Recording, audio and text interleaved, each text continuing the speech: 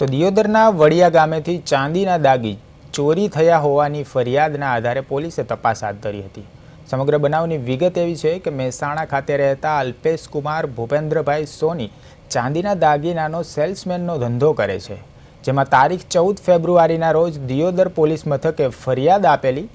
કે ફરિયાદીની ગાડીમાંથી અંદાજિત 9.500 ગ્રામ ચાંદીના દાગીનાની કિંમતની ચોરી થઈ છે। જે બાબતની ફરિયાદ પોલીસ મથકે નોંધાતા દિયોદર પીઆઈ વિજય પ્રજાપતિ તેમજ પીએસઆઈ સહિત પોલીસની ટીમ દ્વારા તપાસ હાથ ધરવામાં આવી હતી, જેમાં પોલીસને શરૂઆતમાં કોઈ કડી ન મળતા પોલીસને ફરિયાદીની ભૂમિકા પર શંકા લાગતા દિયોદર પોલીસે ફરિયાદીના ડ્રાઈવર અજય સથવારાને બોલાવી યુક્તિ પ્રયુક્તિથી પૂછપરછ કરી હતી,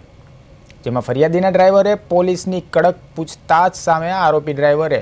પોલીસ સમક્ષ ચોરીની કબૂલાત કરતા પોલીસ પણ ચોંકી ઉઠી હતી। સમગ્ર ગુનાની કબૂલાત થતાં પોલીસે ત્રણેય આરોપી સામે ગુનો નોંધી કાર્યવાહી હાથ ધરી છે। ચાંદી ચોરી બાબતની જે બનાવ છે એમાં હકીકત એવી છે કે ગઈ તારીખ 14/2/2026ના રોજ દિયોદર પોલીસ સ્ટેશન ખાતે જે ચાંદીના મુખ્ય વેપારી તરીકે અલ્પેશ કુમાર છે, જે મહેસાણાના વતની છે અને તેના વેપાર અર્થે અહીંયા થરા પછી થરાદ અને દિયોદર વિસ્તારમાં પોતાનો જે ચાંદીના દાગીનાઓ છે એ વર્ષોથી વેપાર કરવા માટે આપે છે અને આવતા જતા હોય છે। એમ ગઈ તારીખે તેઓ મહેસાણાથી અહીંયા થરા 84 બજારની અંદર વેપાર અર્થે આવેલા હતા, ત્યારે 14 તારીખના રોજ તેઓની ગાડી જે પીડબ્લ્યુડીના પાર્કિંગમાં પાર્ક કરેલી હતી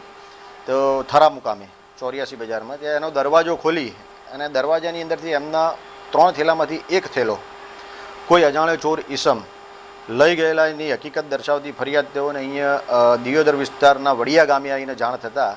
દિયોદર પોલીસ સ્ટેશને તેઓએ જાહેરાત પોતાની ફરિયાદ હકીકત આખા બનાવની અમને જણાવેલ, એટલે તમે એ બાબતેથી અમે 9 કિલો અને 500 ગ્રામ ચાંદીની ચોરીની હકીકત સમની ફરિયાદ દાખલ કરવા